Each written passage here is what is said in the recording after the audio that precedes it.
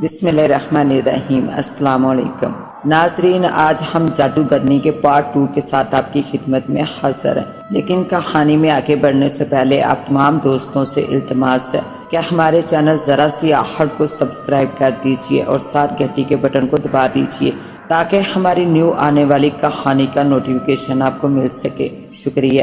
نام تو اس کا عبداللہ تھا، مگر وہ عبدل کے نام سے ہی پکارا جاتا تھا۔ بنگلہ دیش سے آیا تھا۔ اس کے بارے میں بعد میں ہمیں آہستہ آہستہ پتہ چلا کہ وہ بڑا پہنچا ہوا ہے۔ پہنچا ہوا سے میری مراد وہ کہیں اور پہنچا ہوا نہیں تھا، بلکہ میرا مطلب ہے وہ خاصا گیانی دہانی تھا۔ میڈم نے بھی اسے خوفزدہ نگاہوں سے دیکھا تھا، مگر دونوں نے ایک دوسرے سے کچھ نہیں کہا تھا۔ بہت نارمل طریقے سے ملے تھے، مگر دونوں کو ایک دوسرے میں غالباً کچھ غیر معمولی باتیں نظر آ رہی تھی۔ پھر چند دنوں کے بعد اسے میڈم کے بارے میں غالباً بہت سی باتیں معلوم ہو گئی تھی۔ میس کی بلی نے بھی عبدل کو دیکھ کر اپنی بے چینی اور بے قراری کا اظہار کیا تھا۔ عبدل نے آہستہ آہستہ ہم لوگوں سے دوستی بڑھانی شروع کی اور میس کے حالات سے واقفیت حاصل کرنے لگا۔ پھر اس نے ہمیں یہ کہنا شروع کیا، ہم اپنے وطن سے دور اپنے بال بچوں کو چھوڑ کر اس لیے نہیں آئے کہ ایسے بے رحم لوگوں کے چنگل میں آ کر قید ہو جائیں۔ مجھے پتہ چلا ہے کہ یہاں ایسے بھی لوگ ہیں جنہیں برسوں سے گھر جانے کی چھٹی نہیں ملی ہے۔ ہمارے خط جو ہم گھر بھجواتے ہیں وہ چیک ہونے کے بعد بھیجے جاتے ہیں۔ ہمیں جو تنخواہ ملتی ہے وہ یہاں کٹ کٹا کر آدھی رہ جاتی ہے، اور میڈم جانے کس بہانے اس میں سے اپنا حصہ نکال لیتی ہیں۔ ہمیں یہاں سے شہر تک آنے جانے کی بھی سہولت میسر نہیں، ہاں اس لیے کہ ہم شاید بھاگ نہ جائیں یا یہاں کے بارے میں باہر کی دنیا والوں کو کچھ بتا نہ دیں۔ مگر ان باتوں کا ذکر کرنے کا کیا فائدہ ہوگا؟ عبدل نے کہا، یہ فائدہ ہوگا کہ ہم میں اپنی آزادی کا جذبہ جاگے گا۔ جذبہ یہاں تو ہمارے سوچنے سمجھنے کی صلاحیتوں کو بھی قید کر دیا گیا ہے۔ ہمارے دلوں میں جذبہ کیسے جاگے گا؟ سب سے پہلے ہمیں اپنے دلوں سے یہ خیال نکال دینا ہوگا کہ یہ سب کچھ دائمی ہے۔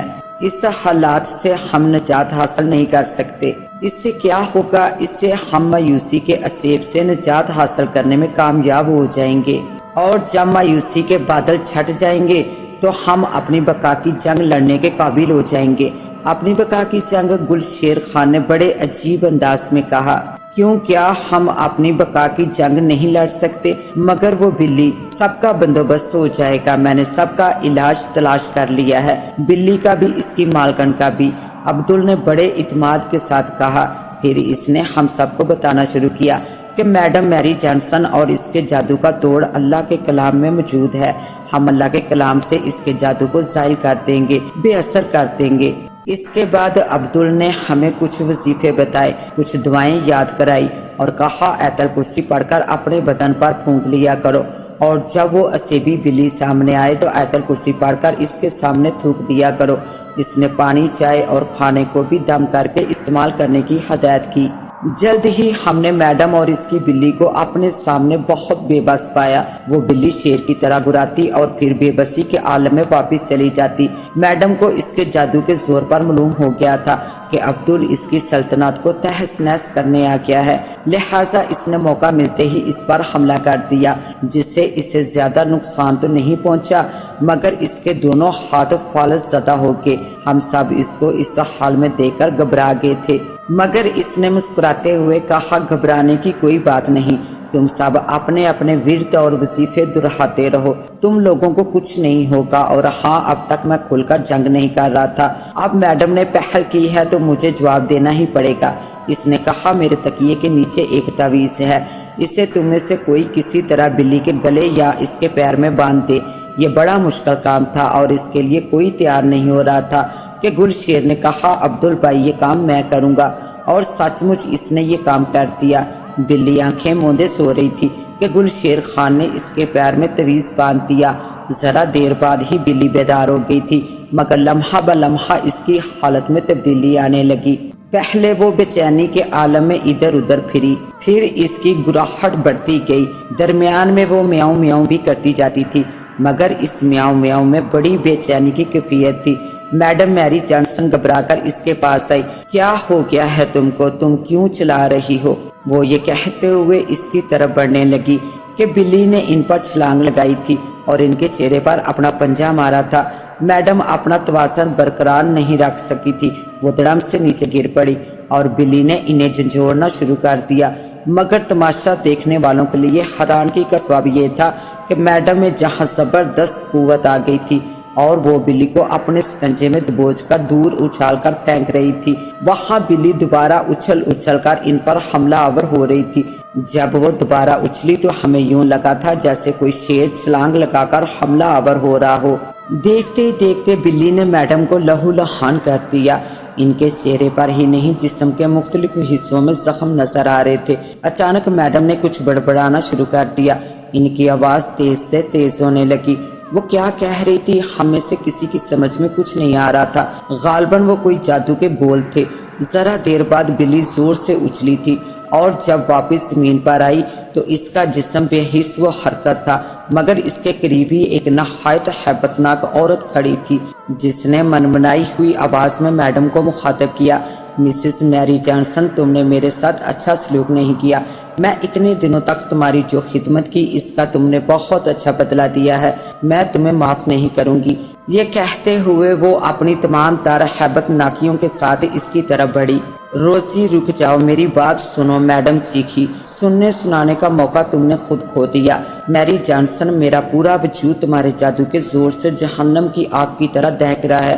جادوگرنی میری جانسن نے اپنے ہی جادو کو اپنی ہلاکت کا سامان بنتے دیکھا تو اپنے بچاؤ کے لیے مزید جادوئی الفاظ بڑبڑانے لگی، جس سے روسی اس کا بھوت اور مشتعل ہو گیا۔